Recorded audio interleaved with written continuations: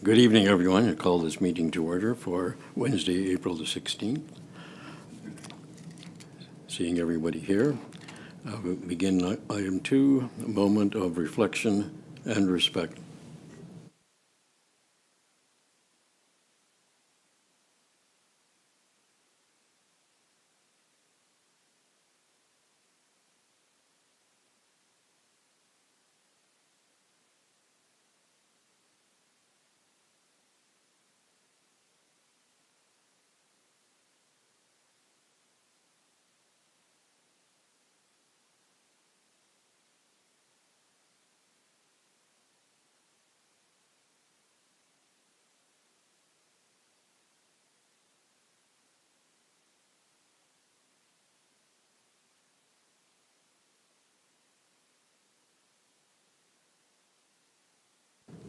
Thank you. Item 3, confirmation of the agenda. That council adopts the agenda for the meeting of April 16th, 2025. Mover and seconder, Deputy Mayor Barber and Councillor Chapman. All those in favor? Item is carried. Item 4, are there any declarations of pecuniary interest? There are no delegations or public meetings. Consent agenda, resolution. That the April 16th, 2025 consent agenda be received for information, and that the included recommendations within the staff reports be adopted, and that council approves the minutes of the regular meeting of council held on April 2nd, 2025. Mover and seconder, Councillor DesRosiers and Councillor Chapman. Any discussion from council? Councillor Rahi. Could we talk about the 6612 from Mr. McKenzie? Or could I get some sort of information? I don't know how this works, I guess. Sure. What would you like to say? I'm just curious if someone could explain the letter that he had written and what was said actually took place, and if there's something that we should be maybe doing, or could we have a conversation about it?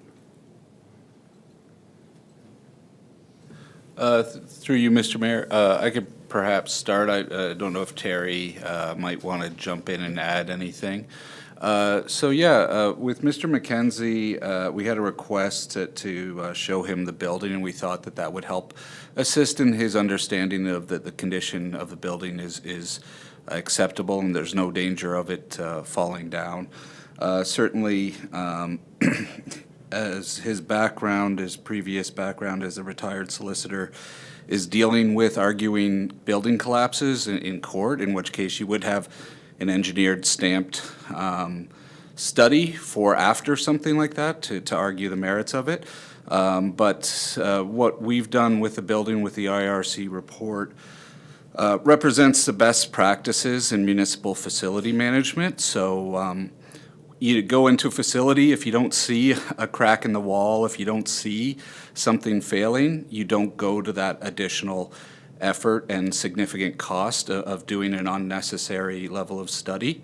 I have been in municipalities. I was in Norfolk when we launched a significant engineering study on Talbot Gardens, where the bleachers had a structural issue identified through this.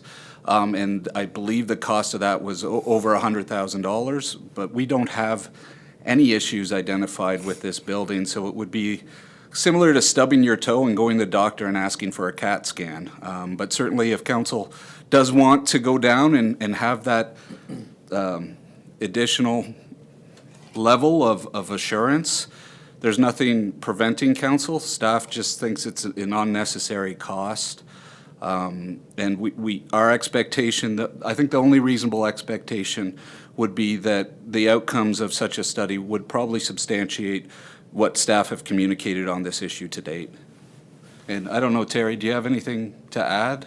Not really. The CAO described it really well there. I mean, we met Mr. McKenzie in Old Town Hall and showed some of the work that had been done in the basement on different repointing and things like that. And those were some of the issues that were identified in the original report. So we wanted to go over and show that work had been done on those items.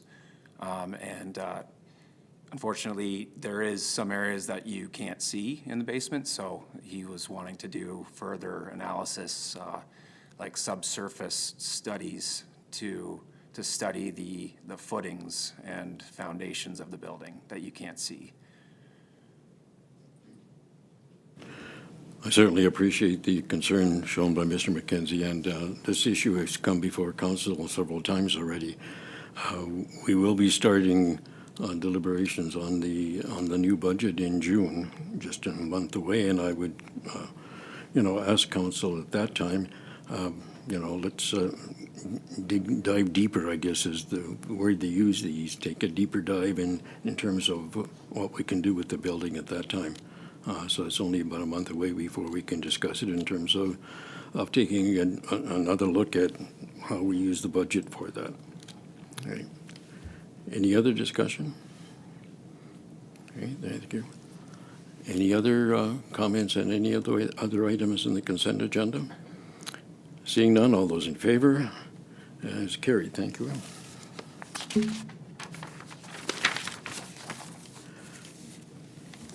Action items 7.1, Manager of Parks and Recreation, report on the maintenance and beautification standard. We have a resolution. That report, Recreation 05-25, entitled Parks Maintenance and Beautification Standard, be received for information, and that council accept the Parks Maintenance and Beautification Standard as presented. Mover and seconder, Councillor DeRosier and Councillor Oslach. Susie? Thank you, Your Worship, and through you.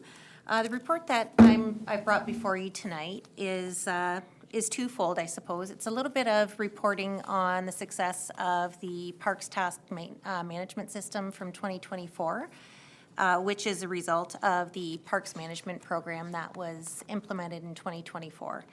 So tonight, what we're looking for, through assistance of the Parks and Beautification Committee and the support of that committee, we've taken the standard that was implemented in 2024 as an annual maintenance standard, and are hoping and bringing it to council tonight to consider implementing a permanent standard. So by introducing it as a permanent standard, staff are very aware that this will ebb and flow, and as park amenities and needs of the town evolve, the plan will change as well. Any substantial changes will come through Parks and Beautification and then to council for review. So again, just a little background. In 2023, sort of in light of development of the Parks and Rec Master Plan and some budget surveys and whatnot, community consultations, the Parks Maintenance Program was developed, and then it was piloted further in 2024. So along with piloting the program, with assistance of the Clerk's Department, a Parks Maintenance Task Business Process through Laserfiche was developed.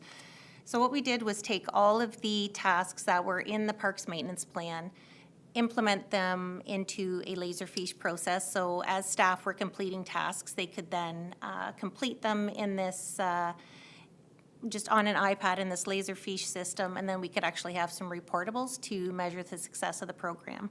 That seemed to be very effective. We had some bugs that we had to work out, and it's still a work in progress, but we're finding that this reporting metric is very useful, and it's helped inform staff to be able to bring the recommendation to council to implement a permanent standard.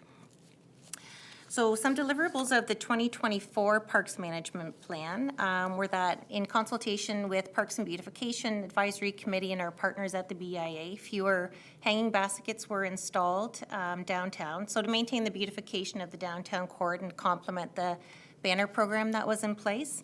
We found some efficiencies. It was a little less time staff spent watering, and we were able to space the planters out so that we still maintain that beautiful downtown core. And with feedback of the Parks and Beautification Committee, we're still looking to build on that for 2025. So you'll see some tweaks and changes to that program. We also established a garden bed planting program. So in the 2024 program that we had in place as an annual program, we had annual bedding plants that were identified. And we've maintained some of that, but really just centered and focused that on the cenotaph, the specific plants that we'll traditionally put in year after year. But have built off that so that we have some flexibility in our tendering, for example, for the hanging baskets and bridge boxes. We've included any bedding plants we need to realize some efficiencies as well. So there's different items such as employing some contracted services to hit some areas of town for grass cutting that take up some extra staff resources. That's proven to be effective and to manage some efficiencies. So some of the amendments of the annual plan that you would have seen before you in the past compared to the permanent standard that's in front of you tonight for consideration includes, like I'd mentioned, about employing some contracted grass cutting. Again, things such as monthly hard surface trail maintenance and sweeping of hard court amenities such as tennis courts and skate parks and whatnot. Also ball diamond maintenance, and what we hadn't included before was some playground maintenance. So we found a lot in our parks. We had some ditching under swings and whatnot, and we've built that into the program, so there's monthly maintenance and just actual deployment of some staff there. So this plan isn't intended to include all of the maintenance items, but it's really intended to provide a roadmap. So it's a strategic plan, so we know how many times we need to attend to certain amenities. We know our citizens and our residents have a high service level expectation, and we strive to meet that. And we also strive to provide the greatest service and beautiful parks and trails in town. So I guess if I can kind of take you to the Parks and Maintenance Standards reporting, this kind of takes you to how we got to suggesting this could be a permanent standard. So we did implement our Laserfiche process between April and November 2024. So in that time, there was 1,098 tasks that were assigned to staff. And of those, there were 79 tasks that were one-off tasks. So those are the additional tasks, vandalism, broken glass, things like that. Random trees down in different areas that staff would attend to. So we can see that it does pair appropriately with the standards that were in place, the Parks Maintenance Plan that were in place, and it'll lend itself nicely to becoming a permanent standard. You'll see most of our time spent last year, most of the tasks, 42% of the tasks were spent in a category that's listed as gardens there, which also includes not just weeding, planting, fertilizing, but that's public washroom checks, that's ball diamond maintenance. You'll see there in front of you blade sharpening, garbage collection and disposal and things like that. So turf and garden, the garden categories certainly keep us busy, but much like with our Parks and Recreation Master Plan, we feel that this is an important document to help build our future service levels for parks, and thank the Parks and Beautification Advisory Committee for their support in helping develop this. Comments or questions from staff? I'm sorry, from council? Okay, seeing none, all those in favor of the motion, and that is carried. Thank you.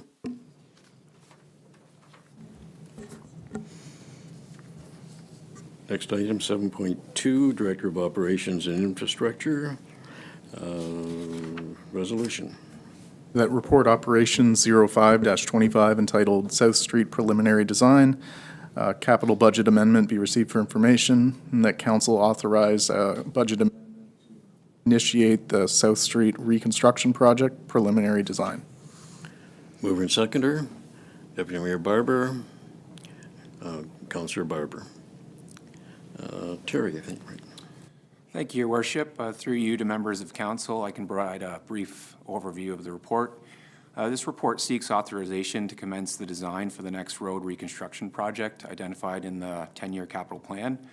The next section identified is South Street East and the last block of Victoria Street South.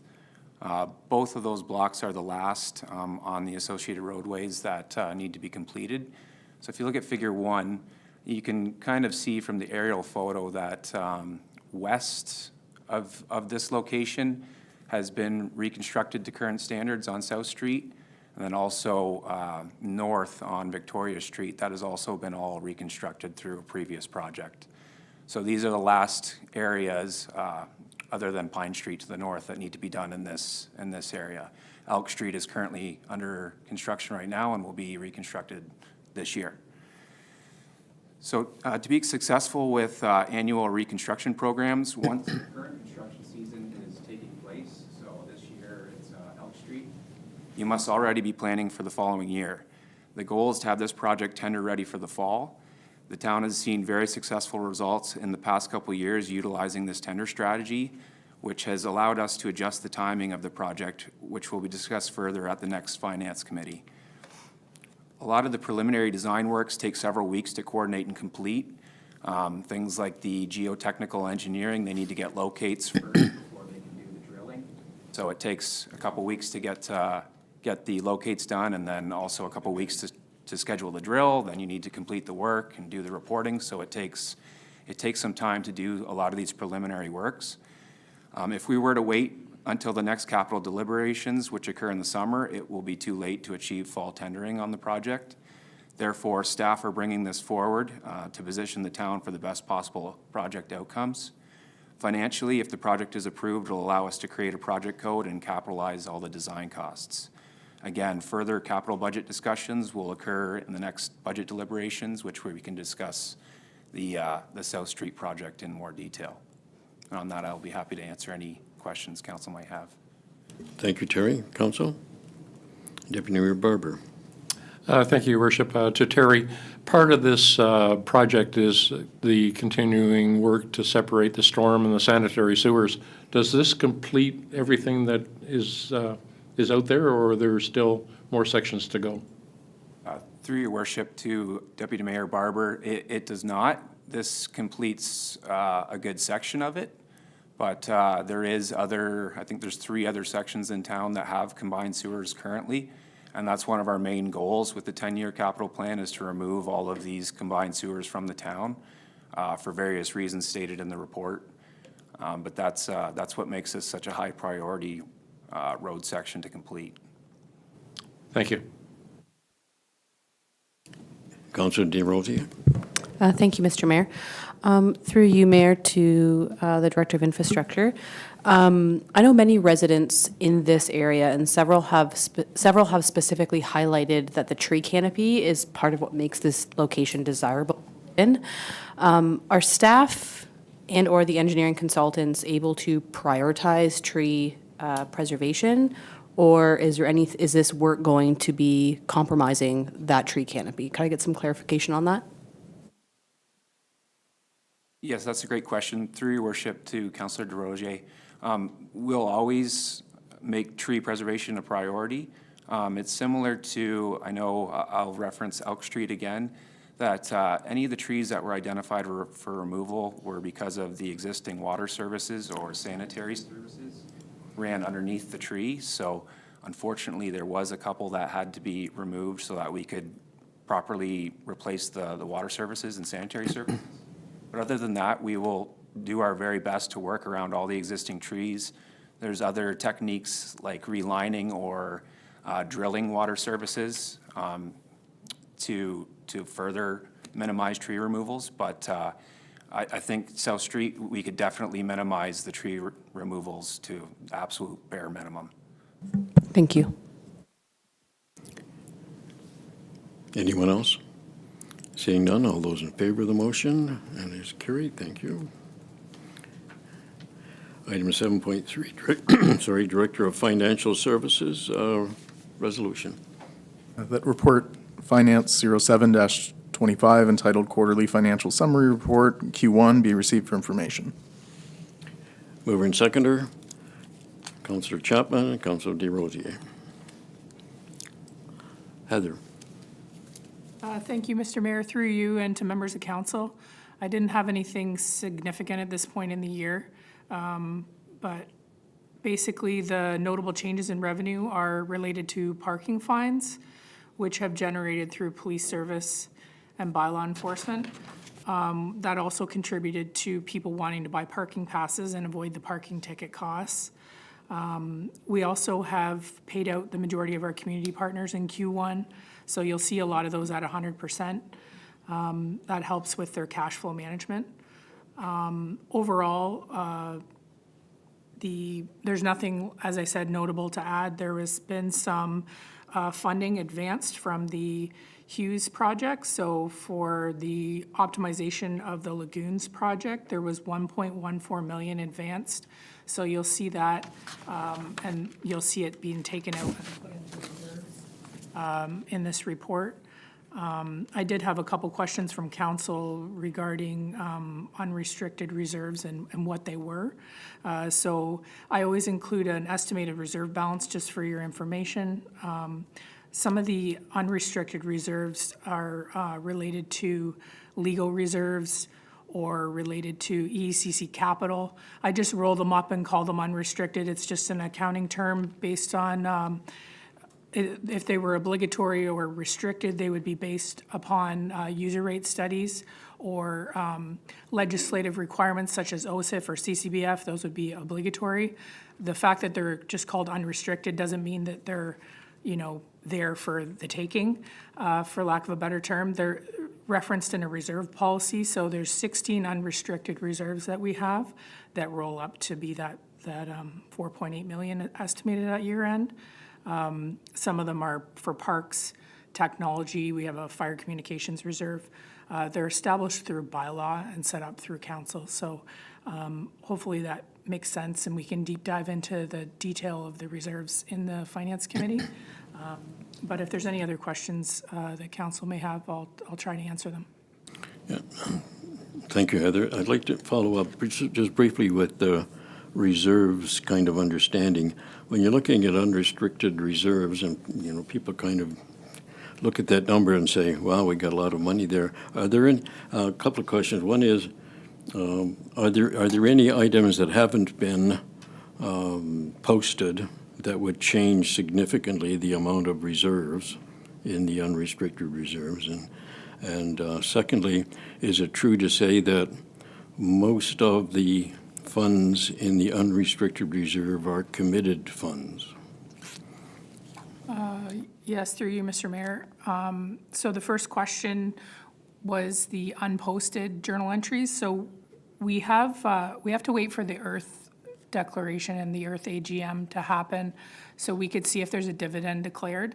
That would be a material change if there was a dividend declared, and we would put that in the council initiatives reserve. As far as uncommitted funds, the balance of the reserves at the end of 2025 have uncommitted funds in them with regards to the council initiatives reserve. So that reserve is, there for council to do with what they wish. That balance would change with a declaration of an Earth dividend at year end. Other committed funds that aren't necessarily capital related or discretionary related would be payments for things such as the boundary adjustment negotiations and that sort of thing. So we need to keep money in some reserves for that.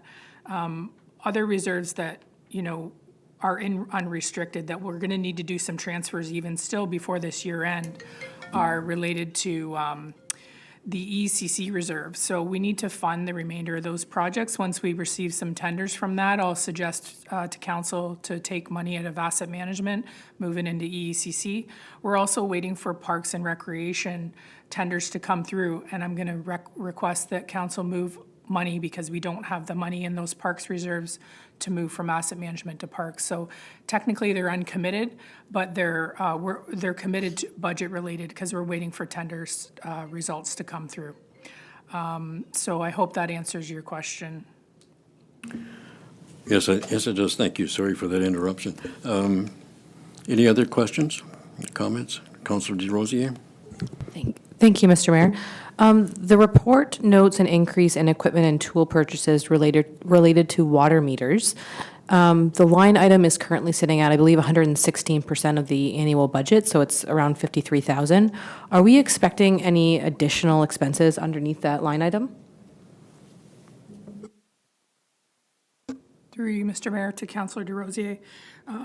that roll-up also includes water meters and purchases for fire dryer. So you'll see where some of these expenses will go over budget purely because we will have a grant, so, or we'll have a recovery in some cases. So with the development, the water meters are recovered, and so they'll offset in a revenue account. Same with the fire dryer. The chief received a grant for that, so you'll see an unexpected grant funding in another area for that. So there will be expenses that are expected in other divisions or other departments, but you'll see the offsetting revenue, and I would make sure that I would report that to you if I seen anything that was unexpected or out of the ordinary or extraordinary for that line item. Great, thank you. All right, any other questions? Seeing none, all those in favor of the resolution as carried, thank you. 7.4, Director of Legislative Services, method of voting, resolution. That report, Clerk 15-25, respecting the method of voting for the 2026 municipal election be received for information, and that council approves the use of alternative voting methods, internet and telephone, for the 2026 municipal and school board election, and that council directs staff to prepare a 2026 municipal election method of voting bylaw for consideration at a future meeting of council. Mover and seconder, Deputy Mayor Barber, Councilor DesRosiers.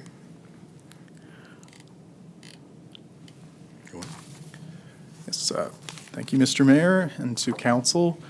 So this report outlines the recommendation for the method of voting for the upcoming election, which is scheduled for Monday, October 26, 2026.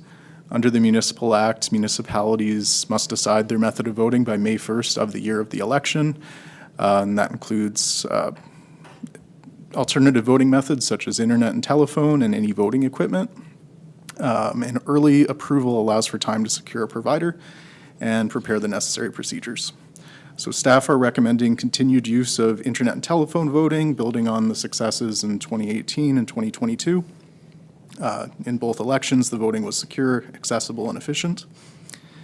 So this report does outline why to continue and some of the threats. The reasons for continuing are accessibility and convenience.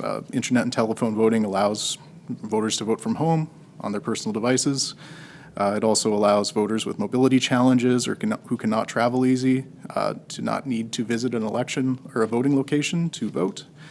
It additionally allows for extending voting periods, 24 hours a day throughout the voting period, and it reduces any congestion at the assistance center, which could improve turnout. Internet voting is also cost-effective, with the anticipated costs for the next election being in the range of $25,000 to $30,000, depending on the result of the RFP. And it does reduce expenses in terms of mail-outs, staffing, training, and printing, as well as physical polling stations. In the case of Elmer, we have a voter assistance center that's located in this room, and it's staffed by our own staff. Finally, it's quick and accurate results to the election. Votes are tabulated at the close of polls, and we're able to post them within the hour. The report does outline some frequent concerns with online and internet voting, those being the digital divide, security, and potential outages. The digital divide here would refer to voters and residents who might not be comfortable with online voting, the platforms. Council would have seen our election accessibility report in 2023, which followed up on the efforts that we take to ensure the voting is accessible to all residents. That includes visiting retirement facilities, as well as holding a voters assistance center in this room, where voters can come in and we will assist them to complete their voting. In terms of security, in the past, municipalities have been reliant on third-party vendors to vet their own security and provide for their own procedures. And municipalities have made requirements of them. But as I will note shortly, there are now national standards for municipal elections using online voting. And then the concern with outages as well, that was noted in the 2018 election. Some municipalities experienced those outages. Elmer did not. It was only particular providers. And our providers are taking measures to ensure that there are backups and that outages are not a concern. Additionally, extended voting periods make this less of an issue. What is new for 2026 is an improved voters list. We are no longer using MPAC's property assessment voters list. So we are now using Elections Ontario's list, the same list that would have just been used for the provincial election. This means the list will be much more accurate. It's based on driver's license and health card data, which means that there'll be less errors in the list. There will be less voter information cards going to the wrong individuals or the wrong addresses. And finally, as I mentioned earlier, there are now national standards. They were adopted in December of 2024 in response to a lot of the dialogue that happened in 2018. And since academia became involved and they developed these standards, which can now be used by municipalities to guide procurement, which is what we intend to do. So they outline standards for encrypted ballots as well as secure PIN authentication, independent audits and testing, as well as accessibility features. They set standards for all of those items. If council approves this method of voting, Elmer will once again be looking to partner with the other municipalities in Elgin County as well as Middlesex County in a joint procurement of a vendor, which we've began that process in the last few weeks, and we were looking at vendors today. And finally, I'll just touch on public outreach and accessibility. We will be developing a full communication strategy as well as an accessibility plan, which we're mandated to do in order to support electors fully understanding the system and being able to vote in it and with it. So if there's any questions, I would be happy to answer them. Council. Deputy Mayor Barber. Thank you, Your Worship. In all of the municipal, provincial, and federal elections that I've been eligible to vote for, I think I have missed one during all of those years. I was very skeptical when Elmer was debating whether to move to electronic voting. Always been an advocate of paper balloting.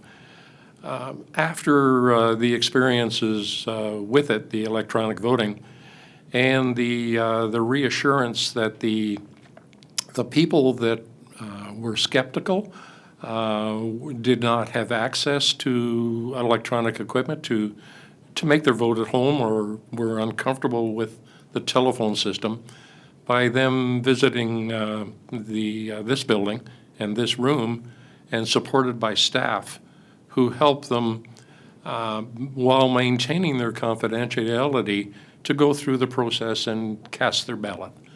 I'm comfortable with it. I believe it's as secure as it can be, and I support the continuation of this form of an election. Thank you. Councilor Rahi. Thanks, Mr. Mayor. I guess a couple questions to Owen. How common is it for municipalities in Ontario to do it? And is it available for provincial and federal elections? And if it isn't, why don't they do it provincially and federally, but you can for a municipal election? So the first question, how many municipalities use it? It is around 200. Approximately nearing 50% of municipalities, and it has been increasing with every election. At least in Elgin County, I'm aware that every municipal clerk's department would like to pursue electronic voting and will likely be presenting it to their council. Why it is not pursued at the provincial and federal level, I would suggest it's different risk assessments. They have to worry about foreign actors and potential disruptions that a municipality of our size really does not need to think about, as well as this being a relatively emerging technology, only beginning use in the early 2010s. I think there's not a comfort level with it at the national and provincial level. That is what I would suggest. Councillor Desrosiers. Thank you, Mr. Mayor. Just a question for staff as far as hypotheticals go. So I know the last election that was email, or not email, sorry, it was online or telephone voting. I participated online, and I received pins in the mail. I also know from speaking to multiple residents that have voter-age children, but that don't live at home, received multiple pins for their children. So the question I have about, I guess, the vulnerability and the potential fraudulent activity that could occur is, if that is occurring and households are receiving multiple pins, what are the parameters that are in place to ensure that there isn't fraudulent activity happening and that individuals in a home aren't using the pins that are received in the mail for multiple members to cast multiple votes? If you go into a provincial or a federal ballot election, you have to go in with your voter card, you have to have a piece of photo ID, and you only get one voter card, you get one vote. So can staff explain to me where those perimeters are to ensure that those healthy checks and balances are taking place, to ensure that there isn't fraudulent activity taking place? Yes, through the mayor to Councillor Desrosiers. So 2 points on that question. So the first being that each system, each vendor does have different parameters in place in order to detect potentially fraudulent activity. Certainly it is a concern if there was individuals in the same household which could potentially both access the PIN and know the voter's unique identification information that they would need to enter. That is a concern. Now, each vendor does have detection methods for fraudulent activity, which may not detect that specific issue. But it is also a concern for each type of remote voting. So in the federal election as well as the provincial election, they tend to offer mail-in ballots, proxy voting, potentially, I don't believe they offer telephone voting, but any method of remote voting does have that same vulnerability. And it is a crime at the end of the day to do that. It is both a Municipal Election Act violation as well as a mailing crime violation. But it is one of the vulnerabilities of this system of voting that I would suggest is outweighed by the benefits in terms of accessibility and convenience. Do you want to add something? If I can just add to Owen's thing as well, just a bit, that one of the things that when I was on the AMCTO Board of Directors that we worked for probably well over a decade was to get the voters list improved. And one of the issues with the MPAC voter list is when you have a child who goes on to another community, say they're in university or college, they can still come back to Aylmer and vote.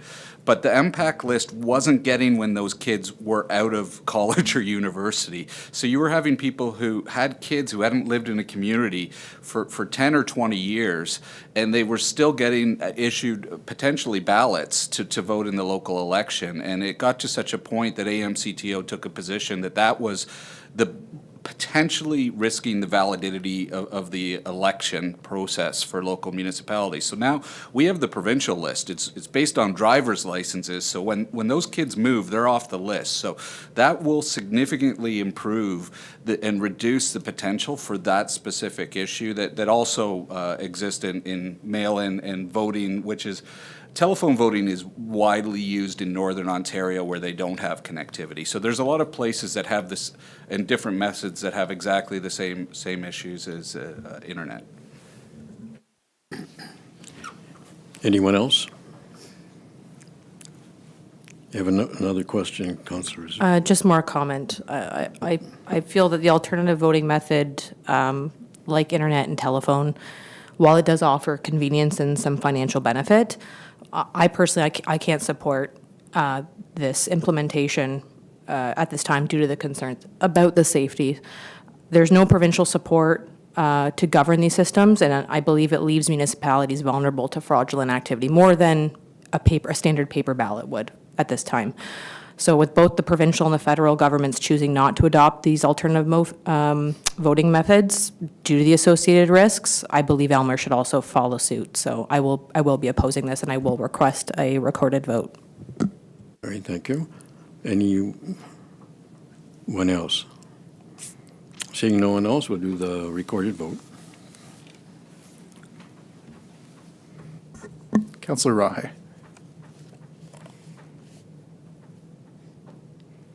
Yes.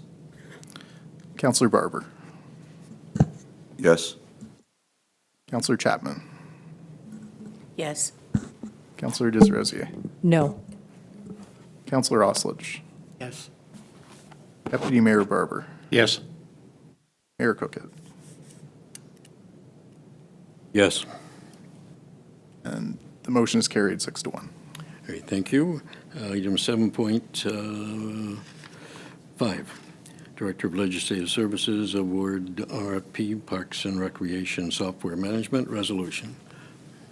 That report, Clerk 17-25, regarding the award of the RFP 01-25 Parks and Recreation Management Software be received for information, and that council award RFP 01-25 Parks and Recreation Management Software to Universus Software Incorporated for a 3-year term with automatic annual renewals thereafter unless otherwise terminated by the town at a cost of $7,350 plus HST for implementation and $12,400 plus HST annually for subscription and support services. Mover and seconder, Councillor Oslach and Councillor Desrosiers. Sorry. Owen. Yes, thank you, and to the members and to council. So this report outlines the recommendation to award the recreation software to Universus Software Incorporated, following a competitive RFP process. So the goal of this initiative was to modernize the service delivery, specifically for the Parks and Recreation Department, by implementing a digital platform. This system, it will support program registration, facilities booking, memberships, point-of-sale transaction, as well as offering system-wide reporting and being integrated with our own financial management system, while additionally providing a mobile-friendly, intuitive public interface. Universus was the only proponent in this case to meet the technical scoring requirements for price opening. Their proposal, it actually builds on their current delivery at the EECC, so they are an incumbent for the town's management. And it will align with the short-term objectives within the Parks and Recreation study. This was one of the objectives. As noted in the resolution, the cost is $7,350 plus an additional annual fee at $12,400. And there are increases in future years of this contract. At this time, staff do not believe issuing an RFP would generate any stronger results or more competitive bids, and the proposal by Universus Software meets all the expectations of staff that were outlined in the RFP. And with that, I can answer any questions, as well as we have Susie, the manager of Parks and Recreation, here as well to answer any questions of council. Thank you. Council, questions, comments? Councillor Chapman. Through you, your worship. So this is great that it'll be online and easily accessible, but what are the options for people that do not do digital? Through the mayor to Councillor Chapman. Everyone will still be able to book in person at the EECC with Danielle. We're also planning to offer bookings and registration through the front desk here at Town Hall, which is not currently offered. And I think that covers everything, but Susie, if you have anything. Susie, do you have anything to add? No, thank you. I think Owen covered that well. Thank you. Thank you. Anyone else? Deputy Mayor Barber?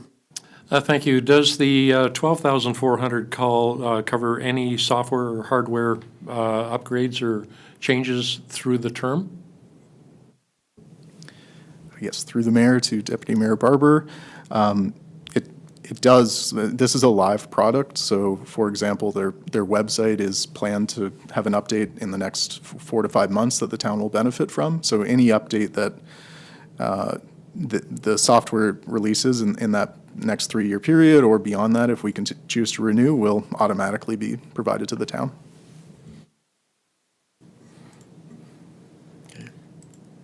Anyone else? Councillor Desrosiers? Thank you, Mr. Mayor. Just a question through you to staff. Has this, to their knowledge, has this program been used in any other municipalities neighboring us? Anyone? Susie? Thank you. Through your worship to Councillor Desrosiers. The town of Ingersoll uses Univeris right now quite successfully and robustly as presented for program registration, memberships, and it seems to service the community well. Councillor Rahi? Through you, Mr. Mayor, I was just curious if we could get like an annual update on it, or in a year, just to see before we renew it, or make sure that it's working the way that we want it to and doing everything that it should. Right, good, yeah. Good point. I'm sure staff will do that in a year. Review how it works. Okay, good point, thank you. Any other points? All right, all those in favor of the resolution? That's carried, thank you.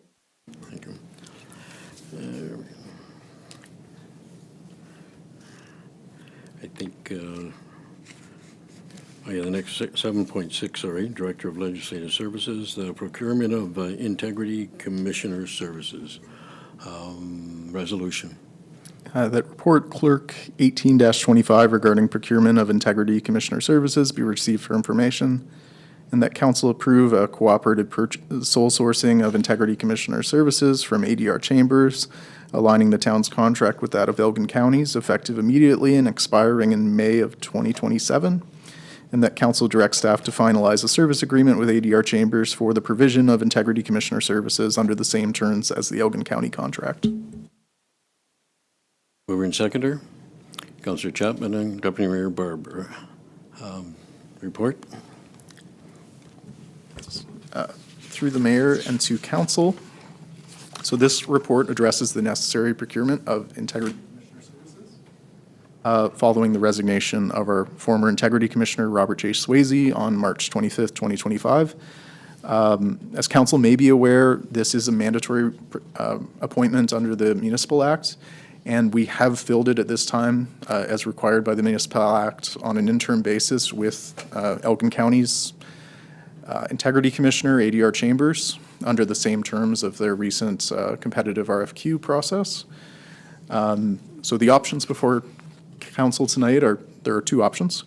We can proceed with the what staff's recommendation is that we align ourselves with Elgin County and take advantage of the clauses within our procurement bylaw that allow us to partner with other municipalities and cooperatively source procurements. And in this case, Elgin County, in November of 2024, so just a few months ago, they completed a competitive RFQ process, and they received 4 bids. All bids were qualified integrity commissioners, and ADR Chambers was the lowest cost bid at $300 per hour. So it is our recommendation that we proceed with this. It is efficient, as well as it aligns us with our neighbor upper tier municipality, and sets us up for a future procurement in May 2027, and perhaps at that time we can once again partner with Elgin County. Option 2 would be for the town to proceed with either its own request for proposal or request for quotation process. And this would allow us to develop either our own evaluation framework or essentially copy the process that Elgin County just completed in November of 2024. At this time, we do not anticipate there would be significantly different results. There are very few integrity commissioners that provide services to municipalities within Ontario. I would suggest there's less than 10. But we could certainly proceed to market if that was the desire of council. So the options are before you, and I'd be happy to answer any questions about them. Council. Councillor DeRosie. Thank you, Mr. Mayor. First, a question.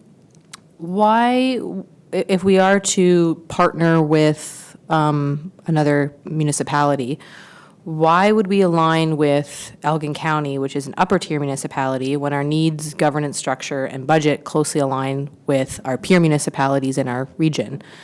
From researching the other municipalities, virtually all of them have opted to retain Aird & Bellis LLP, which is a highly regarded firm with deep municipal law experience. So can staff explain why we would, if we were to sole source, which personally I'm not in favor of, why would we sole source with an upper tier opposed to that of our more similar neighboring municipalities? Certainly. You are correct. I believe Malahide as well as Bayham are, they procure or have integrity commissioners through Aird & Bellis.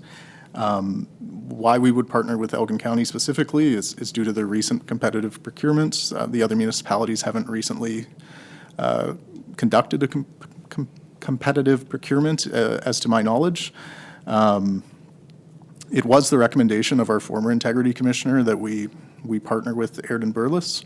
But from a staff perspective, it's difficult to ignore the fact that Elgin County just conducted a competitive process, and ADR Chambers was the successful proponent of that in terms of council has been concerned with cost on this file, and the results of an RFQ means that you are getting the lowest cost per hour for this service.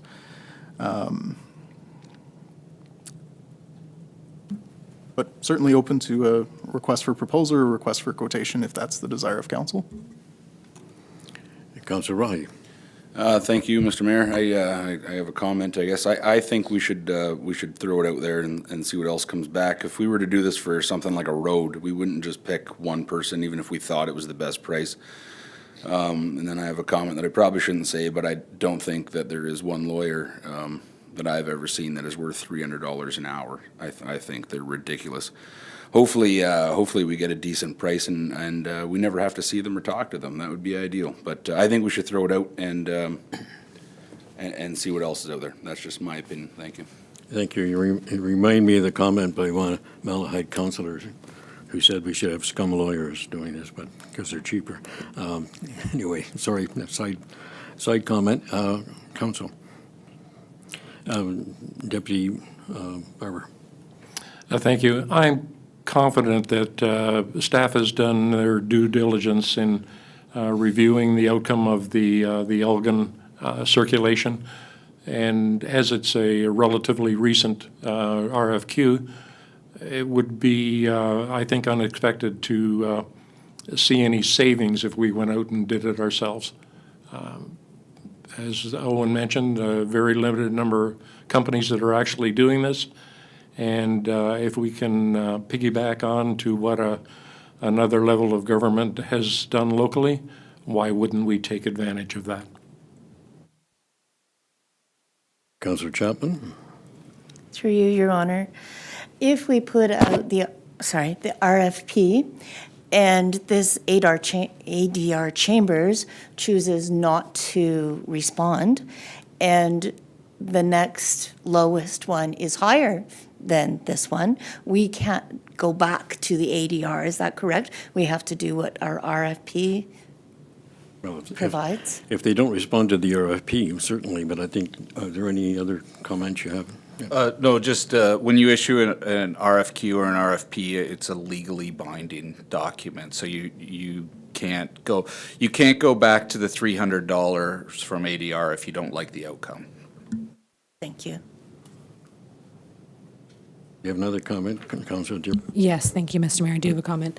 As Councillor Rahi mentioned, I think it's fiscally, it's responsible and it shows transparency that we opt for option 2, recommending that the town of Aylmer procure the Integrity Commissioner services through a process.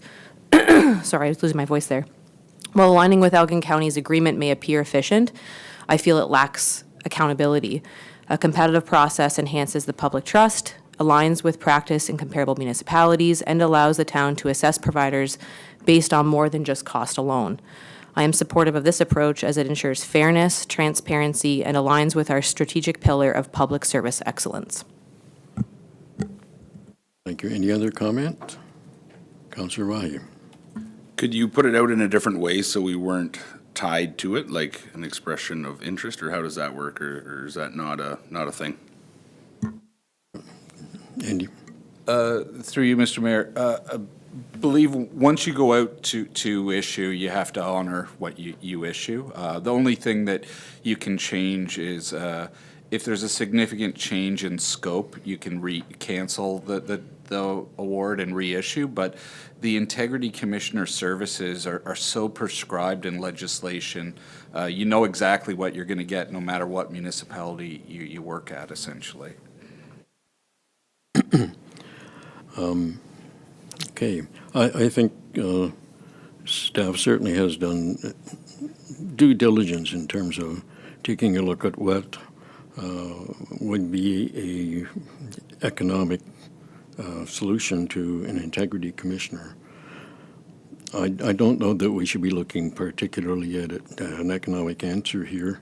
I think an integrity commissioner is an important person, and I think that we should give the opportunity to see what the field is like out there. And if we issue an RFP, my understanding of RFPs are that you do have an assessment kind of tool which enables us to actually look at what we feel is the best fit rather than the cheapest necessarily. Am I incorrect in assuming that for an RFP? Yes, that is correct, and the town has previously conducted an RFP as recently as 2022. Okay, so I would be in favor of going with the RFP. We have on the floor, though, a motion that doesn't deal with option 2, correct? I think it only mentions the one option, so I'm not sure what the process is here. I think we have to vote on this particular option 1 before we go anywhere else with it. A question concerning process? Yes, thank you, Mr. Mayor. Just, are we able to put forward a motion prior to voting on that on option 2, or we have to go option 1 first and then vote it down and then put forward a motion? I believe we Okay. have to one first, we at the same time, correct? You can amend the motion, friendly amendment? Is that a friendly motion to actually negate the original motion? I guess you can consider it as a friendly motion, although it seems to me not very friendly, but it's an easier motion to do that. If you wish to amend this motion by indicating that we go to option 2, which is the town start an RFP process, then I will welcome that amendment. Moved by Councillor Desrosiers, I'm sure, and seconded by Councillor Rahi. So we would vote on the amendment first, correct? Procedures. Any comments on that amendment? We are voting on going with an RFP as an amendment. Did you have a question? Just could I have a recorded vote for it? Certain. All right. So we're voting on the amendment that we go with option 2 as an amendment to this original motion. Call the vote. Councillor Rahe. Yes. Councillor Barber. Yes. Councillor Chapman. Yes. Councillor Desrosiers. Yes. Councillor Oslich. Yes. Deputy Mayor Barber. No. Mayor Cookit. Yes. And the motion is carried 6-1. So do we need to then vote on the motion as amendment? Or is it, all right. I never understood why we have to do it twice, but we're going to do it twice. We have passed an amendment. We will now vote on the motion as amended, which basically gives us the same result that we're going to put an RFP out, right? Okay. Did you want to have a recorded vote on that as well, Mr. Rosier? No, I think it's clear. Very well, then. All those in favor of the motion as amended? And that is carried. Thank you. Item 7.7, Chief of Municipally Supported Insurance program, sorry. We have a resolution. That report CAO 21-25 respecting municipally supported insurance program be received as information, and that council support the implementation of the municipally supported insurance program on May 1st, 2025, and that council authorize staff to make the necessary amendments to the rental agreement to support the municipally sponsored insurance program. Mover and seconder, Councillor Chapman and Deputy Mayor Barber, sorry. Who's doing that? Yes, you are, the CAO. Thank you, Mr. Mayor. I'll be very brief on this report. This is a good news story where the town is taking input from public engagement and the Old Town Hall Advisory Committee to save user groups some money. This policy will cost roughly $3,000 annually to the town. Further work will be done upon integrating these processes once we get our new online software for recreation booking up. And we'll also have to update our user fees, which was something that was required anyways, because a lot of these fees hadn't been looked at in years. Overall, though, we want to start providing this coverage on May 1st and start saving the user group some funds on their insurance costs. So initially, this is limited. It doesn't look at a lot of the broader groups or associations, but it would start to roll out for theaters as well as pavilion bookings and make that simpler. So our intention is to make this as user-friendly as possible when you're booking something. We're waiting on final policy documents from our insurer, which I hope to get this week or next week at the latest, because we don't have our insurance finalized yet for May 1st. However, we're ready to advance this initiative to start on May 1st and certainly appreciate those stakeholders that raise this as an innovative way for the town to support user groups. And with that, I'll try to answer any questions of council. Thank you very much, Andy. Councilor DeRosier. Thank you, Mr. Mayor. First of all, thank you to staff for doing this initiative. As Andy just mentioned, this has been something that the public has been requesting for some time, so I think it's nice that we're getting the ball rolling on it. One question I did have was if staff could provide an example of how the municipal sponsored insurance program would work in practice. So for example, what steps would local residents or community groups follow when booking a facility? Through you, Mr. Mayor. We met, was it last week or the week, but last week with our insurer. We discussed that with them. They indicated that unless something additional is required, then they don't need an actual standalone policy. So it would just be simply our online booking. But if they're going to do anything like bring in actors or workers or outside vendors or sell alcohol, they may want to get, well, alcohol, they definitely need to get another policy. But if they do any of those other things, they might want to get their own policy. And that policy would likely be an annual policy. It wouldn't be a specific event one. But essentially, when you book, you just don't need to get insurance for that booking anymore.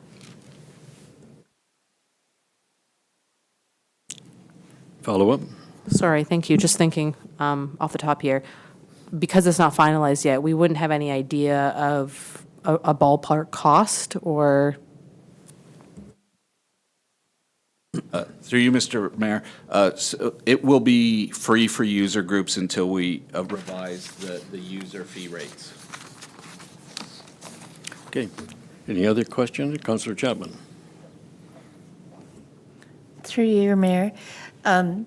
It's just a comment. I know that this will be very welcomed by many groups, and it's something that they've been pushing for, so thank you for working on this.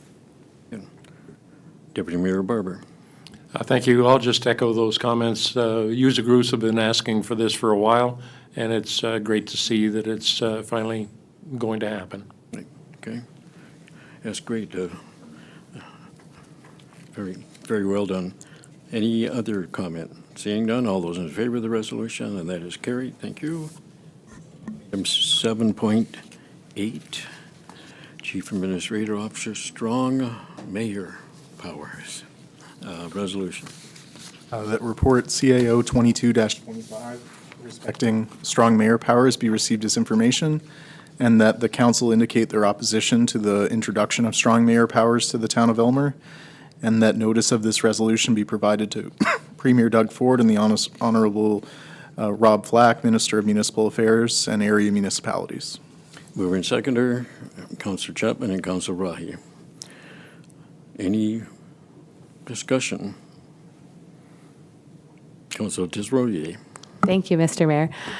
Council will note that there's a notice of motion included later in the agenda. This motion was developed collaboratively with neighboring elected officials and has been supported at their respective councils. I'd like to ask whether we are able to address this notice of motion under this agenda item, as it obviously pertains, and use it as the resolution to be forwarded. And then if staff have any additions or recommendations they would like to add to it as well, I would be open to revising that motion to reflect a collective and coordinated effort from council. Okay, any comment by council on that recommendation that Councillor Desrosiers just made? Deputy Mayor Barber. Thank you. I was going to suggest at this particular point, if Councillor Desrosiers would withdraw her notice of motion, specifically because the intent is covered in this one, except for maybe the provision of, it says area municipalities. I think AMO is the organization that was mentioned in her document. And if you move the notice of motion, it is contrary to our process. Okay, I'll clarify that a little bit. The notice of motion would not be dealt with by council until the following council meeting, which is the date for municipalities to respond is today. So it's important that if we support this resolution, that we do it today. Notice of motion will be mute by that particular time. So, I think, but just to move the document would be wrong. I think the document, the notice of motion says basically the same thing that the staff report says, except different language, I guess, in terms of whereases and whatnot. The only point I have is that, thank you for making that resolution, Councilor Desrosiers, but it is a notice of motion, and I don't really want to mess with the process right now to do something that we all agree on, or that you both agree on. We're dealing with a report. We're dealing with a report that's on the floor, and I don't really want to change that at this point. Do you have a comment on that?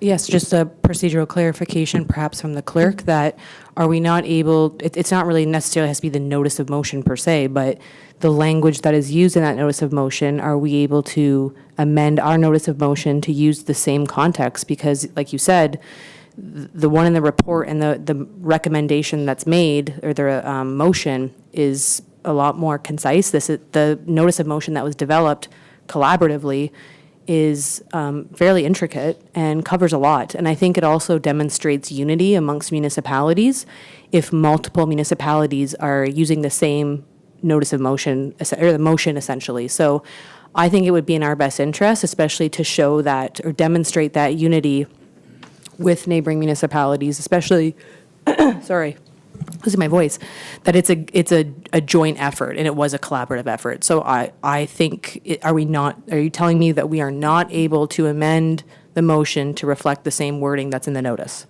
If it's a matter, I'll answer that question. If it's a matter of just changing the wording, I see no problem with that. Perfect. The way I would approach it then is that we would actually amend the motion to read as the notice of motion. All right. That sounds perfect. We have somebody make that amendment. Your worship, is that proper? Well, I don't see anything improper about it. We're simply changing the wording of a resolution, if council so desires, to change the wording of the resolution. I will put forward that motion. All right? So we have an amendment to change the wording of the resolution to the one that is in the notice of motion. Do we have a seconder? Councillor Oslach, do we have any further discussion on that? Did you want to make it, you didn't want a recorded vote? No. Yes, actually, I do want a recorded vote, yeah. Well, we have a recorded vote on the amendment to change the wording of the resolution concerning the power, the strong mayor powers. Vote coming up. Counselor Rahe, Yes? Counselor Barber. No. Counselor Chapman. Yes. Counselor Disrosier. Yes. Counselor Oslich. Yes. Deputy Mayor Barber. Yes. And Mayor Cookit. Yes. Okay, Motion's very well. carried. Now we will have I don't know if there's any, there is some further discussion on strong mayor powers, because I have some. But I'll listen to council first. Counselor Barber. Sorry, apologize. And the vote's already done, it's already carried, so it doesn't matter. But it's more Well, just clarification for me, because I think when I was trying to read through and understand and follow what we're doing, were we changing, you wanted everything changed, just the wording just shifting? I think I was a little confused on what I was voting on there. Yeah, the amendment was simply said that we would use the wording in the notice of motion rather than the wording in the staff report to vote on. Okay, so that Well, it's passed, so. It's not passed, just the amendment's passed. We have Okay, not. the amendment's we have passed. All right, We have the amendment passed. We haven't had the motion as amended passed yet. okay. So it's So still open a for chance to vote on that, discussion at right. this point. Right? Okay. Any further discussion? So it's time for me to, I would like to say a few things. There's lots of controversy out there about mayor's power, strong mayor's power, and part of the conversations deal with the fact that it is less democratic to give mayors increased power. I certainly, I'm going to go out on a limb and say that I agree with this in large part, not in all of its parts, but I agree with it in large parts. And people are afraid to agree with it because it gives powers to one individual on council. But we should have some perspective here, because if we look at the three main democratic nations in the world, and I would include the United States in that as a great democratic nation, even though Trump is there, but still in terms of mayors' powers, before Trump, the powers of the mayors in the United States is almost equivalent to the powers of the Prime Minister in Canada. You want to look at perspective, because they appoint all kinds of people in their department and fire all kinds of people in council, in their municipality. So they have a lot of power. In France, another great democracy, perhaps the first great democracy after the United Kingdom, French mayors are all kinds of powers in dealing with the size of classes in classrooms, for example, the fire department, emergency department. It goes on and on and on and on in terms of French mayors. If you look at the first great democracy in the world, the United Kingdom, the mayors in the United Kingdom all have extensive powers. It's only poor old Canada where the mayors are weak. They can't do anything really. And it's fine that I understand you want to keep them there. But I think that, it depends I guess it depends on the mayor as to how he or she wields that power. And I think it's important for a mayor to have the power to set budgets and to set the direction of policy. I really do. If you say that the mayor's mandate or job is basically to do things like ensure certain things like fiscal responsibility or provide needed services to a community or infrastructure, well, that's just not the mayor's power alone. Everybody does it. The mayor, you should be electing a mayor on the basis that that person has a vision for the community and not just fixing potholes or telling people that the grass is too long or little problems that pop up here and there. That's not what a mayor does. A mayor provides a vision, and in order to do that, they should have significant powers. And I believe that we should give the mayor those powers. Perhaps we need a mechanism along with this that gets rid of mayors who do a lousy job. We don't have that. I think that's just as important to add to this particular thing. So I'm going to be voting in favor of a strong mayor power. Just wanted to get my 2 cents in with that, so thank you. So any other comments? Councillor Desrosiers. Sorry, just some clarification. So the notice of motion and the staff report are opposing strong mayor powers, Yes, but you are supporting it. So you're going to oppose yes, this I motion? will. Okay, just clarifying. I voted for the amendment because basically the amendment just changes the wording of the resolution, doesn't matter that much. Okay, anything else? Councillor Chapman. Through you, your Mayor. I find it difficult to agree to give power to one individual when there is nothing in place to stop that individual from raining havoc on a community. So yes, when we vote in a mayor, we have the assumption that they have the community in their best interest. However, we've seen over and over again that that can change. And without any powers in place to, I don't want to use the word to control, but to monitor that, I can't accept that one individual should be given power. Councillor Desrosiers. Thank you, Mr. Mayor. I just wanted to echo those comments and agree with Member Chapman here. Not that there's anything wrong with this head of council. I think you do a great job, but I think it sets a precedence.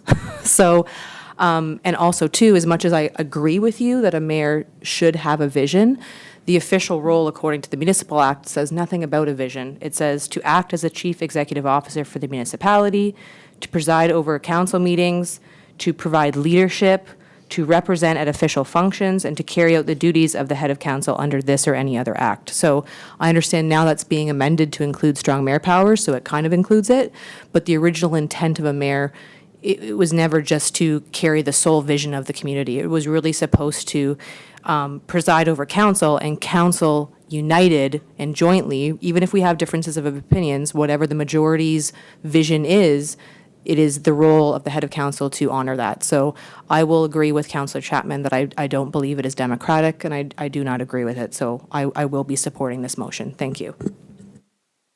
All right. What did you stir up? Through you, Mr. Mayor. You would. Through you, Mr. Mayor, I just want to, I'll keep it probably simple, and again, I probably shouldn't, but if the mayor had all the powers, then why the hell would all of us have to be here? That doesn't make a whole lot of sense to me, so, thank you. I also said that there would be limits on the mayor's power, and in fact, impeach them or kick them out or something like that, but, you know, the ministry's list of what the mayor does is kind of dull and dreary. It's kind of, liven it up. And besides, if the mayor had a lot of power, the people who voted for mayor would maybe think twice about some of the people they vote for. So it's kind of interesting to put that together. Anyway, I didn't mean for this to get into a major discussion. I'm just giving you my point of view. Deputy Mayor Barber. Thank you. Just quick comments. Kind of partially agreeing with what you said. It all depends on the person. And as Councillor Chapman said, and Councillor DeRose, it all depends on the individual that's in that seat. And if you get the one that wants to work for the people, you move ahead progressively. Otherwise, it's chaos. And the only way that council can override that is a vote of 5 out of the 7 people, and the mayor gets to count. So you would only have one person in there that sides with the mayor, and it's almost a done deal. Yeah. It would be very challenging to overcome. Anyway, I think I should call quits to the discussion on this. Did you have just? thing. Comment? It's a positive comment. I was just going to say that I think, just as echo what they've said, that it all depends on the person, and I think we don't have to worry about that here in this municipality. We get things done. We might not always agree, but we move things forward effectively. So I don't think this is a concern for the town of Elmer. Okay, now we have an amended motion. You ready to read that? I can. Okay, go ahead. Whereas the Ontario government has proposed expanding the strong mayor powers to 169 additional municipalities under the proposed legislation, which would grant mayors in these municipalities more authority, particularly concerning the controls of municipal budgets and planning decisions. And whereas the proposal has raised significant concerns regarding the centralization of power, erosion of local democracy, reduced accountability, and the potential for the abuse of power. And whereas the proposed expansion of strong mayor powers undermines the collective nature of municipal governance and diminishes the role of elected municipal councilors in representing the diverse interests of the community. And whereas concerns have been raised about the negative impacts on public trust, democratic participation, and municipal decision-making processes if mayors are given the ability to bypass council decisions without adequate consultation or oversight. Now therefore be it resolved, the Council of the Town of Elmer opposes the expansion of strong mayor powers, and that the council formally expresses its opposition to the Ontario government's proposal to expand strong mayor powers to preserve local democracy, transparency, and accountability. And further, it be resolved that a copy of this motion be forwarded to the Premier of Ontario, the Minister of Municipal Affairs and Housing, all Ontario municipalities, as well as the Association of Municipalities of Ontario, AMO, for further action. Thank you. All those in favor? Opposed?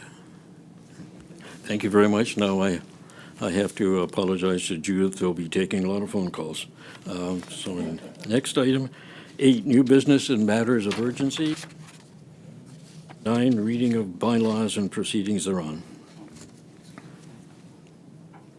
Can we have a comment before, did I miss something? Sorry. Yeah, I have a question. Is the new business and matters of urgency the time where I would ask said question? Or would it be We never had a not a statement? comment on, if it's basically just a Inquiries statement. by members, is that a good? Yeah, let's cue? move it to, going down to, inquiries by members or statements. That would be good, thank you.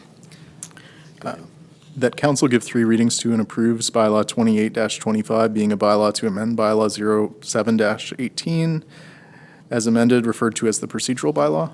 Bylaw 29-25, being a bylaw to confirm the proceedings of council at the regular council meeting held on April 2nd, 2025.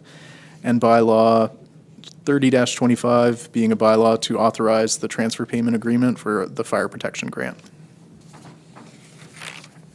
Mover and seconder, Councillor Barber and Councillor Rahi. Any questions, comments?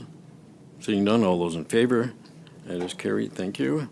Item 10, inquiries by members. You have an inquiry. Councillor Rahi, how'd I know that? It's, and I don't know, I'm not, yeah.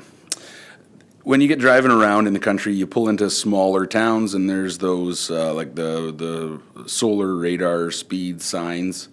I think they're very effective because whenever I'm in a 60, I never speed. But if I was, I would see that sign and go, I should slow down. They're in all of the smaller, in Malahide, they're very popular. Why don't we have them incoming into Elmer on our main roads, and could we go about maybe getting a report to see how we would do that, or if there was if the county would support that, or what? I'm going to turn that over to the police department. I think they have one. Yeah, I mean like not a mobile one, like there's one on each that doesn't, like, not one that records it, like I hope so. I'm going to do my best through you, Mr. Mayor, and I might pass it over to you, Pete, because I'm just struggling to get my voice back. But we just had a report from the police chief regarding this. So usually the police work in partnership with the town whenever there's areas of concern from residents where they set up the mobile speed, they record the speeds.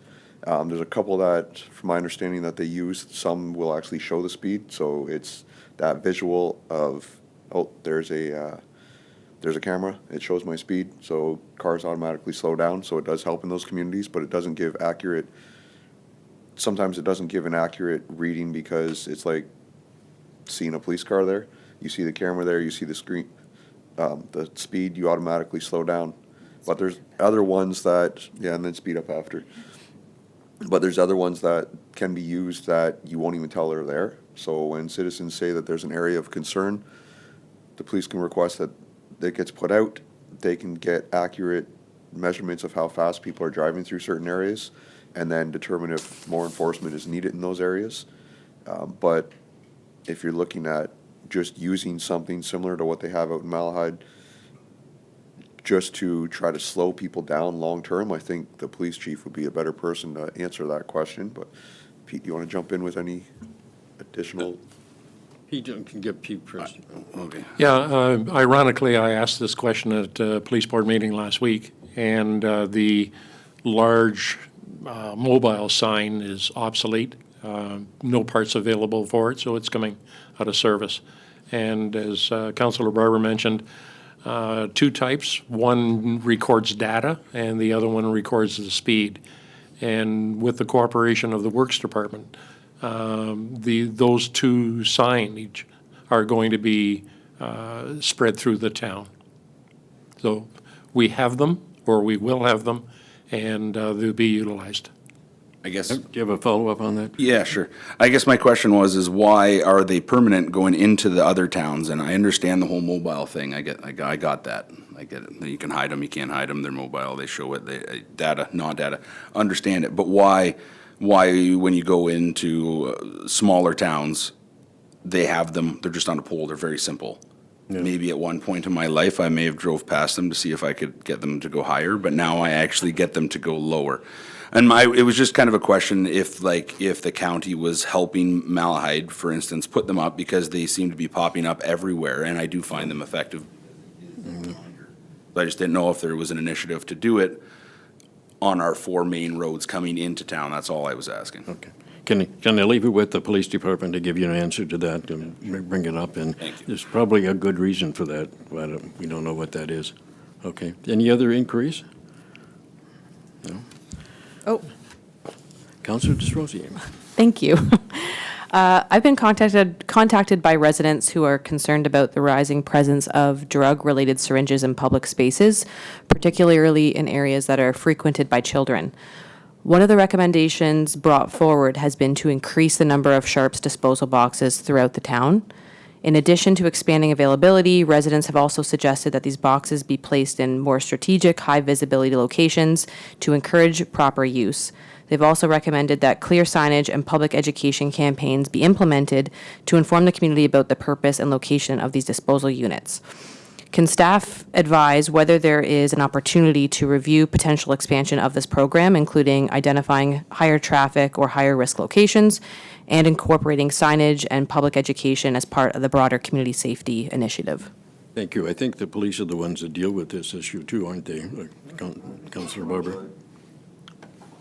Councillor Barber, yeah. Through Mr. Mayor, I've spoken to the chief about possible concerns like this, and again, I think the police would be the best to answer this, but I don't know if they're hearing the same concerns, but I know the chief has said this.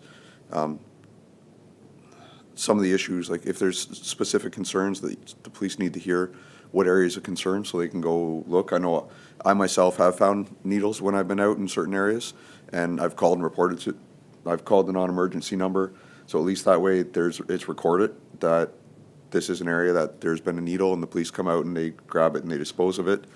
The other thing I've heard is if you build it, they will come. So if we're putting Sharps disposals, is it something that's going to help the area because people are actually going to use it? Or is it going to encourage more use in that area? Again, I'm not an expert on this. This is where I rely on the police. But if people are using needles, are they actually going to use the Sharps?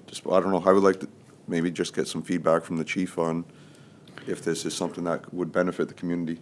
Yeah, I think Southwest Public Health is the one that provides those boxes, right? And they're the ones that put them up and the ones that dispose of them, and the police involved somewhat in this, but we don't want to dive too deep in that at the moment, I think.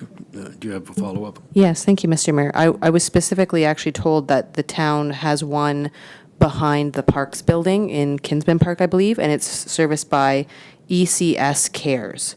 So I don't know if that's true, if someone could clarify that, if the town is offering that box, can we look at other opportunities to, or just at least discuss it or bring it forward in a report, whatever's necessary? All right, go ahead. Who's doing that, Susie? Through you, Mr. Mayor, to Councillor DesRosiers. That's true. In fact, we do have a service contract through ECS Cares. That was implemented quite some time ago and used as a tool, mostly for folks if they're in the parks and they come across something dangerous and they so happen to want to, or it's a safe site to dispose of your needles, or if staff do come across a sharp, they can then dispose of it properly. Our department's been discussing this issue because it's popped up on social media, and we quite often have calls to come and dispose of needles properly. We do find that it's not, we have reports through ECS Cares that in the past it's not widely used in that location. So we do have that available, and we certainly don't encourage members of the public to pick up these items themselves, but like Councillor Barber had suggested, call the Parks Department, call the police to help, just to keep everyone safe, but that is an option there. That kind of answers your question? Yes and no. So the question specifically was, can staff look at expanding? So specifically, it was a member from that organization that said to me, it's not in a very accessible area, like it's kind of tucked behind. There could be better locations, there could be signage. Again, you can't control whether or not people use it, but factors like that are definitely hindering people's ability right now to use it because it's hard to find and they don't know where to find it. So it was just suggestions to me, and I just want to know if staff are able to look at expanding and proper signage. Right. I think since Susie's dealing with this, and Susie is the staff, that will look into it, right? Okay. Through you, Mr. Mayor, absolutely, and we'll be in contact with the chief to devise a strategy. Yeah, thank you. Yeah, very, very important area. Councillor Chapman. Thank you, Your Honor. I just want to say to the public, and if we can get this message out there, when you do find needles, don't pick them up. Call the right people, the police, the public works. Don't take the risk of injuring yourself to clean them up. The police and the public works are trained on how to deal with the sharps, and just give them a call, let them know where it is, and they'll take care of it. Okay. Do you have another comment, Councillor Ryan? Oh, I was just pondering. I didn't know if there was ever, if there was like a third-party group or company that would ever scan high areas of our parks where a lot of kids play, like on a weekly basis, to actually kind of maybe catch some of the stuff before there was an issue. I didn't know if that was a thing. I was just going through this simple brain of mine. Do you have any idea on that, Susie? Is there anybody out there that you know of? So far, thankfully, Elmer doesn't necessarily have we still have social issues here, but perhaps not the big urban social issues. So that would be left to APS on standard patrols, and then our parks inspections through our staff to mitigate, get ahead of those items and dispose of any hazards they see before children enjoy the parks. Okay, thank you. Any other inquiries by members, sorry? Statements by members, committee reports. Councillor DesRosiers. Thank you, Mr. Mayor. Last Friday, I had the pleasure of attending the opening of the St. Thomas Home and Garden Show alongside fellow representatives from neighboring municipalities. It was a great event that brought the community together to celebrate the local business and services offered here in Elgin. Looking ahead, next Saturday, April 26th, the town of Elmer will be hosting a community-wide cleanup in partnership with the Parks and Beautification Committee to celebrate Earth Day. We are inviting residents, businesses, local organizations, and volunteer groups to join us in this collaborative effort. Volunteers will gather at Palmer Park Banishell at 9:30 a.m. for refreshments and to pick up supplies before heading out to locations across town. It's a great opportunity to show community spirit, make a positive impact, and help keep Elmer beautiful. Thank you. Anyone else?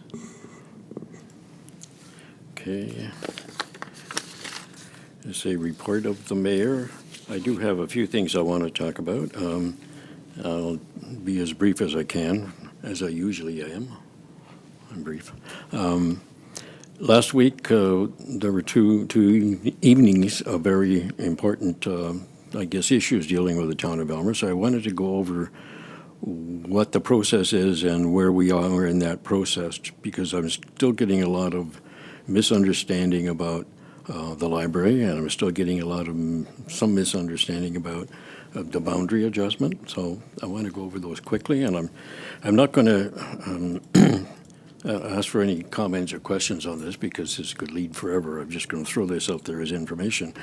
And the library path, just so you know where we are in terms of the library, the L word here in Elmer.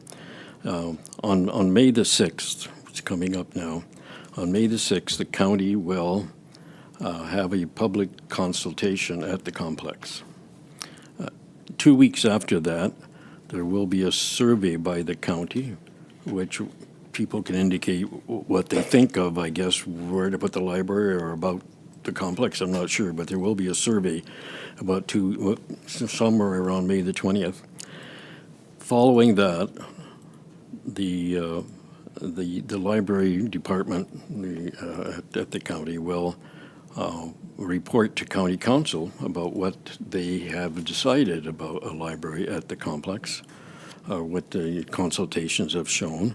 And then they will, probably, we're not sure, but then the county will send the report to each municipality involved, which would be the municipality of, Malahide and, of course, the town of Elmer. At this point, it is not anticipated that it would be sent to the complex, because that was not in the original motion which gave the power to the department to go with this. So anyway, the report comes to county sends it to us, to Elmer Council. At that point, as I said at the meeting, once it comes to Elmer Council, there's a number of things that council can do with it. They can take a look at the county report and say, gee, what a great idea, let's do it. Or they can say, nope, just, file and, what's the word, receive and file, which actually buries it and kills it. It's done. We're done. We don't talk about it again. It's finished. Or council may decide to move with the library. So there's where we are at this point, right? There have been no decisions made by Elmer. There have been no decisions made by county at this point.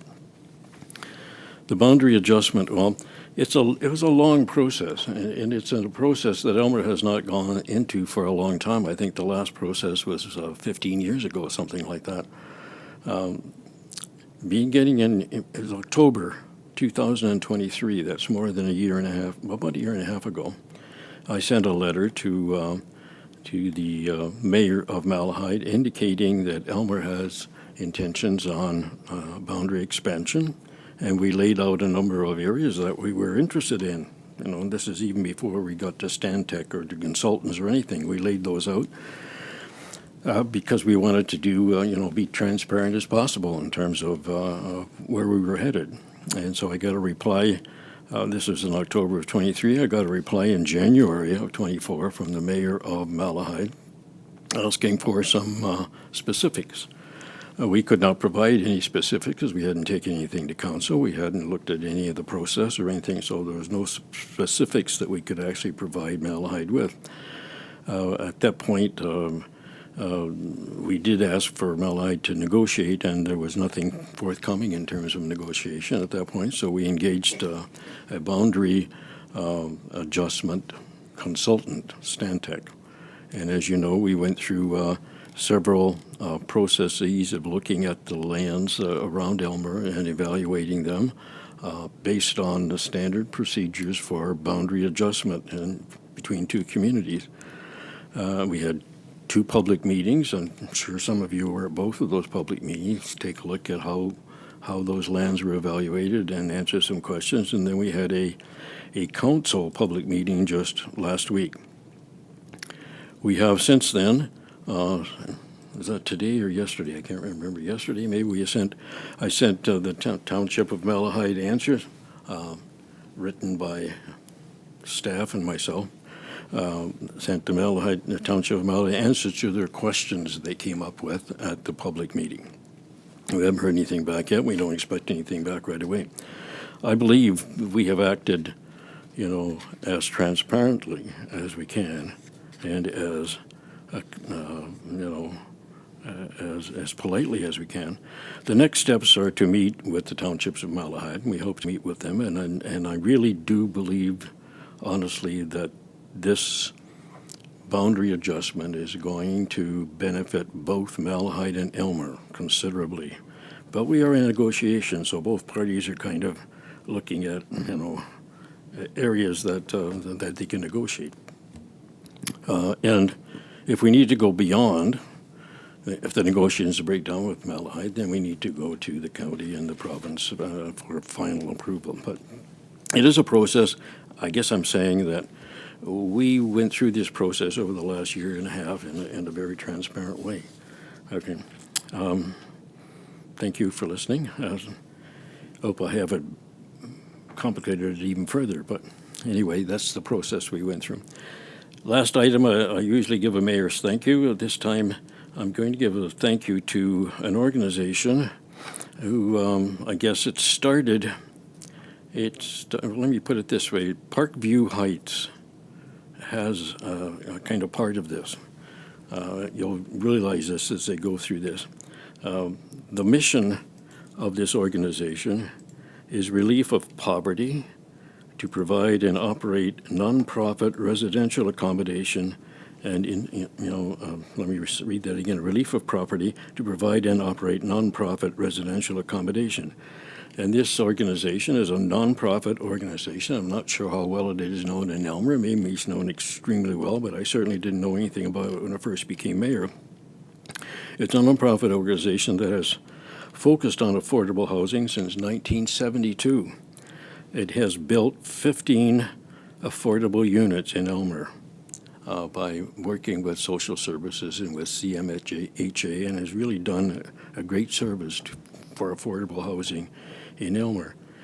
And the reason it has a relationship to Parkview Heights is that in 1972, Parkview Heights was not Parkview Heights, it was Cherry Street.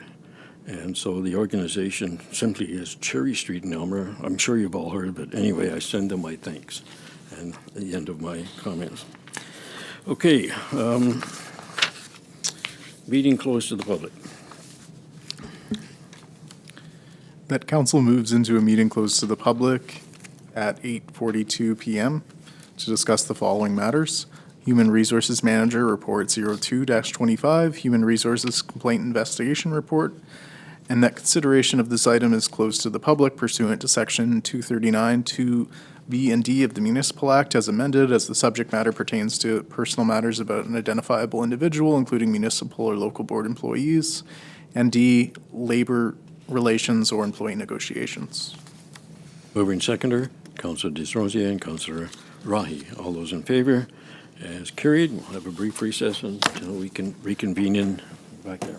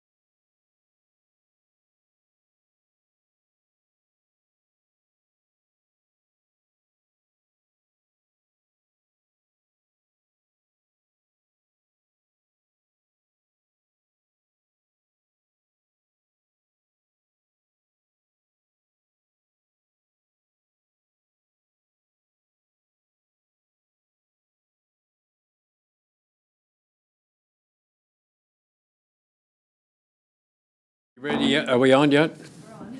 We're on. Right. Welcome back, everyone. We have a resolution coming out of closed. That council rise from a meeting closed to the public at 9:15 PM and reports the following: that council received for information, Human Resources Manager Report, HR 02-25, and that council provided direction to staff. Mover and seconder, Councillor Rahi and Councillor Desrosiers. All those in favor? Carried. Motion to adjourn. That council do now adjourn at 9:16 PM. Mover and seconder, Councillor Chapman and Deputy Mayor Barber. All those in favor? And that is carried. Thank you very much, ladies and gentlemen.